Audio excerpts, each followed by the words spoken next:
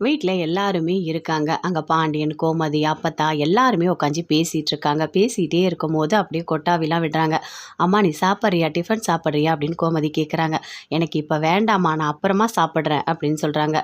அப்பத்தாக்கு இன்னும் தூக்கம் கலையில போல இருக்கு அப்படின்னு சொல்லிட்டு அரசி சொல்கிறாங்க. "இல்லைம்மா, அதெல்லாம் ஒன்றும் இல்லைம்மா, நைட்டெல்லாம் நான் தூங்கவே இல்லை அவ்வளவா" அப்படின்னு சொல்கிறாங்க. "ஏன், எதுக்காக? ஏதாவது பிரச்சனையா அத்தை?" அப்படின்னு சொல்லிட்டு பாண்டியன் கேட்குறாரு.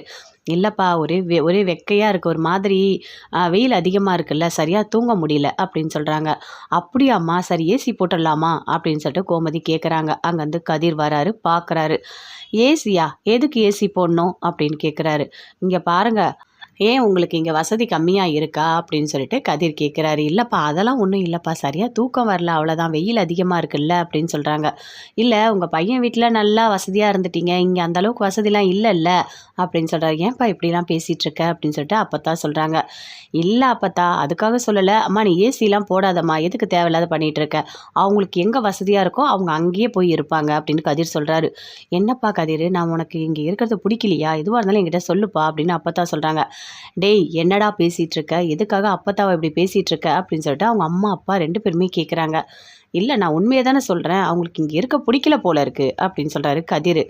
அப்படியே போகிறாரு. போயிட்டு வாசலில் நின்று கத்துறாரு. "இங்கே பாருங்க அப்பத்தா, உங்களுக்கு இங்கே இருக்க பிடிக்கலனா நீங்கள் அங்கேயே போங்க, இங்கே உங்களுக்கு வசதியாக இருக்காது" அப்படின்னு சொல்கிறாரு.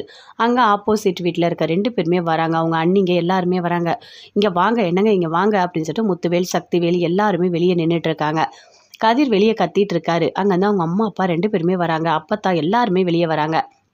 "இங்கே பாருடா, வீட்டுக்குள்ளே தானே பேசிகிட்டு இருந்தோம், எதுக்குடா இப்படி வாசலில் வந்து கத்திட்டு இருக்க" அப்படின்னு கோமதி சொல்கிறாங்க. "போயிட்டு அப்பத்தா கிட்ட மன்னிப்பு கேளுடா" அப்படின்னு சொல்லிட்டு.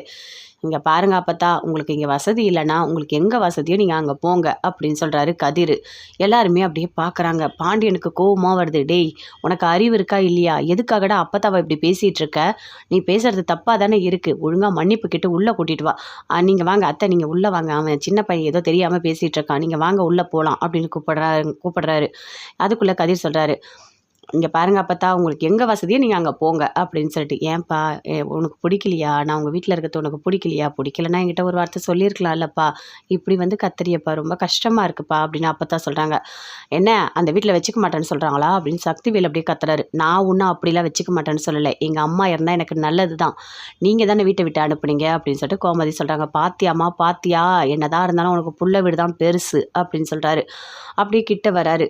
சக்திவேல் அப்படியே காலில் வந்து அழறாரு. "அம்மா, அம்மா நீ உள்ளே வந்துரும்மா, நான் பண்ணது தப்புதாம்மா" அப்படின்னு சொல்லிட்டு பயங்கரமாக அழறாரு. "அப்பத்தா நீங்கள் போகாதீங்க" அப்படின்னு சொல்லிட்டு அரசி ஒரு பக்கம் கத்துறாங்க. "அத்தை நீங்கள் உள்ளே வாங்க அத்தை" அப்படின்னு சொல்லிட்டு குமாரோட அம்மா எல்லாருமே சேர்ந்து கூப்பிடுறாங்க. "இங்கே பாருமா கோமதி, நான் என் வீட்டுக்கே போயிடுறேன் சரியா?" அப்படின்னு சொல்லிட்டு அப்பத்தா உள்ளே போகிறாங்க. உள்ளே போனோடனே முத்துவேல், சக்திவேல் எல்லாருமே சேர்ந்து உள்ளே கூட்டிகிட்டு போகிறாங்க.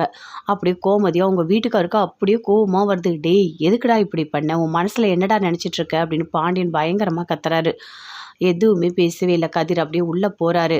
"என்னங்க இவன் இப்படி பண்ணான், எங்கள் அம்மாவை வீட்டை விட்டு அனுப்பிட்டான், ஐயோ கடவுளே, இவெல்லாம் புள்ளையா" அப்படின்னு சொல்லிட்டு கோமதி ஒரு பக்கம் கத்திட்டே உள்ளே போகிறாங்க.